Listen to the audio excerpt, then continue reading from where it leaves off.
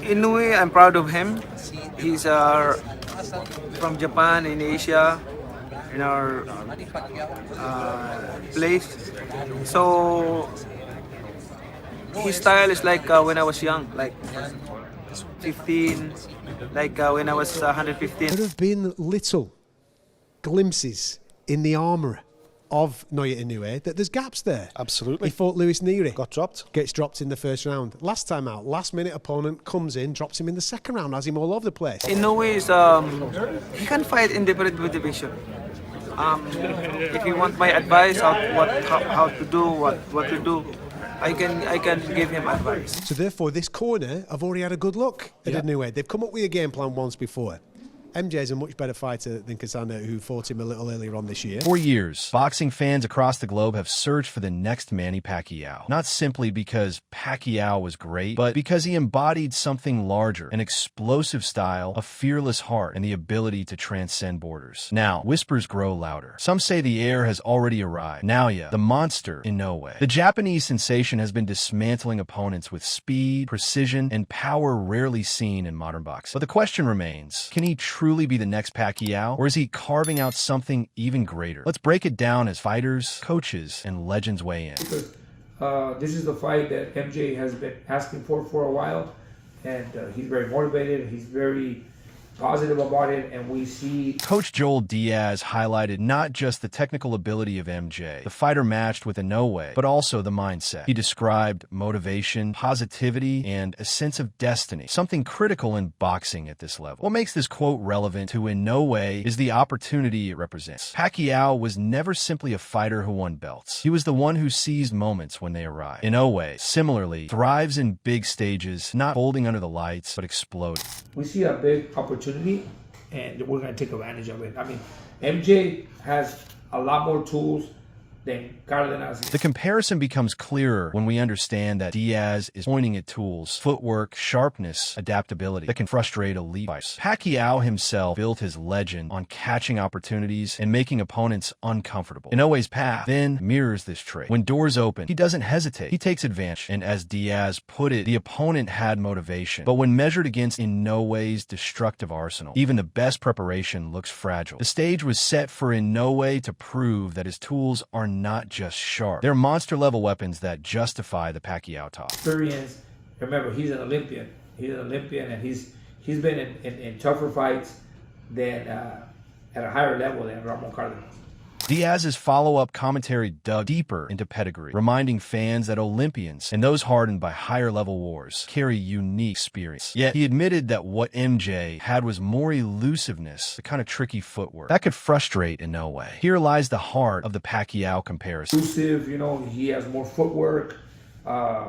He's great. He's great with his footwork, and hopefully, he sort of smothers Inoue a little bit and maybe frustrate him. Pacquiao himself, despite never having the most textbook defense, constantly frustrated rivals with angles, foot speed, and unorthodox rhythm. Inoue, while different in style, forces the same frustration but in reverse. He is clinical where Pacquiao was explosive, structured where Pacquiao was chaotic. Still, the results echo. Frustration breaks opponents, whether it comes from chasing Pacquiao's blur of southpaw punches or trying to figure out how Inoue always seems one step ahead. Diaz indirectly admitted that Inoue thrives when others are forced into mistakes. And history tells us the greats are not just talented, but able to turn frustration into opportunity. It's the main man, Naoya Inoue. He's finally stopped running. That's the narrative, isn't it? That's the narrative. He's been running from MJ for the last 2 years. Adam Catterall brought up the storyline that Inoue's opponent had been accused of running from this fight for years, and that legal actions were necessary to make it happen. The drama matters. Pacquiao's legacy is not only defined by his wins, but by the fights he chased down, demanded, and eventually earned, often against all odds. It's taken legal proceedings in order to get this fight over the line. MJ and his team have been pushing and pushing and pushing and pushing and pushing, and they've had to lobby and kind of force this particular fight. Inoue now faces similar storylines. When people avoid you, it's because you're dangerous. That danger creates tension, fueling fans' appetite for truth. And when the fight finally happens, it becomes not just a bout, but a resolution. Pacquiao forced Mayweather after years of back and forth. Inoue now forces rivals into rings they'd rather avoid. This narrative alone mirrors grace. Catterall's observation wasn't just about contracts. It was about inevitability. Inoue has reached the level where opponents cannot run forever. Pacquiao once wore that crown. Now it sits heavy on Inoue's shoulders. Involved, yeah. Listen, I'm glad it's happening because it's a fight that I think all fight fans have wanted to see, even though maybe the fight fans out in Japan would prefer the Nakatani fight. But Catterall acknowledged the fan demand for the fight, while Nick Pete interjected about Nakatani being the biggest test. This clash of perspectives shows something vital. When a fighter generates multiple narratives simultaneously, they've transcended being just another contender. Pacquiao had that constantly. Who should he fight next? Is it Morales, Barrera, Marquez, Mayweather? Inoue is now there too. Inoue Nakatani is the biggest fight on the plethora for Inoue. What's the biggest test out there? Fans in Japan demand one fight. Global audiences push another, and analysts debate endlessly. That's not coincidence. It's the mark of a star. Pacquiao once balanced Filipino pride with international superstardom. Inoue is doing the same for Japan. What Pete really pointed out is that Inoue's path has multiple mountains to climb, but each climb only builds the legend higher. Pacquiao fought all comers. Inoue is on track to replicate that global hunger. But when you rattle the cage of the monster, when you hurt him, you're then looking at a world of pain because you've got two options now. The first is pounce. Yeah. I've hurt him. I'm going to pounce. That's what he's waiting for. Nick Pete captured Inoue's essence. The monster isn't just powerful. He's a strategist who sets traps. He invites opponents to pounce, then punishes them. Pacquiao was chaos. He overwhelmed you with storms of punches. He wants you to pounce. He wants you to unload. He spent his entire career as one of the biggest punchers we've ever seen. He spent his entire career trying to get opponents to throw. If you cover up the entire fight and just walk back up against the fence, it's hard to get finished. Inoue, however, is precise violence. He conditions opponents into overextending, then detonates counters. Pete's point is crucial. Rattling Inoue doesn't end the fight. It begins his plan. That's what makes the Pacquiao comparison fascinating. Pacquiao thrived in exchanges, but Inoue thrives in manipulation. And yet, both create the same result: destruction. Legends aren't just hitters, they're thinkers. The way Inoue turns your best moment into your downfall cements him as a generational tactician. One who has rewritten the blueprint of dominance. Fighting on the road. He's used to going in people's back gardens. Okay, right? Good start.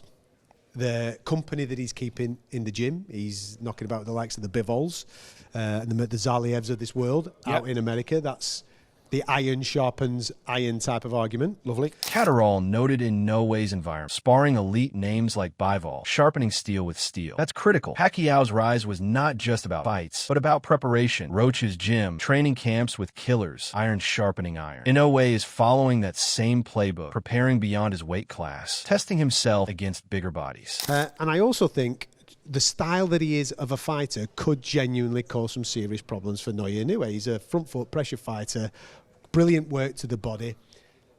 And he's got, as I've just pointed out, with the knockout ratio that he's got heavy hands. And stylistically, Catterall hit another note. Inoue's pressure, his front foot aggression, and his ruthless bodywork. Pacquiao destroyed with speed and flurries. Inoue destroys with pressure and placement. Different tools, same result, suffocating opponents until they fold. Heavy hands, like Pacquiao's, create highlight reels. But it's the preparation that makes those highlights possible. Catterall framed Inoue not as a hype product, but as a fighter forged in the fire of elite company. I thought that between Isak Cruz and Inoue, we might have the next fighter, foreign fighter for the second words, who could translate to the American audience. Sean Porter went straight to the heart. Inoue could be the next Manny Pacquiao in terms of crossover appeal. Explosiveness, eye-catching performances, and the ability to captivate beyond home soil. This is what makes the Pacquiao comparison more than casual talk. Pacquiao wasn't just a Filipino hero. He was a global phenomenon. I do believe that is Inoue. I think Inoue is the next Manny Pacquiao. Not at that going all the way up the weight class and all that stuff, but someone who's extremely explosive. eye-catching. Porter argued that Inoue has that same spark, the ability to translate to American audiences, something few Asian fighters have fully managed. And he's right. When you fight like a storm, people watch, no matter the language barrier. Pacquiao electrified with knockouts. Inoue does the same. To be called the next Pacquiao isn't just about wins, it's about becoming an icon. Porter suggests Inoue is walking that exact path. We'll get him to 8 divisions. I don't know.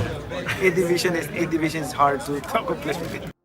Pacquiao himself weighed in, cautioning about the difficulty of chasing multiple divisions. He knows because he lived it 8 weight classes, an achievement no one may ever match. His words are both blessing and warning. For Inoue, they serve as a reminder the road is brutal. Pacquiao sees in Inoue what he once was, explosive, fearless, but he's honest about the toll. If Inoue is to chase that path, it won't be easy. But even Pacquiao's caution is an endorsement. He sees Inoue as worthy of even considering that path. That in itself places Inoue among rare air. Inoue, I'm proud of him.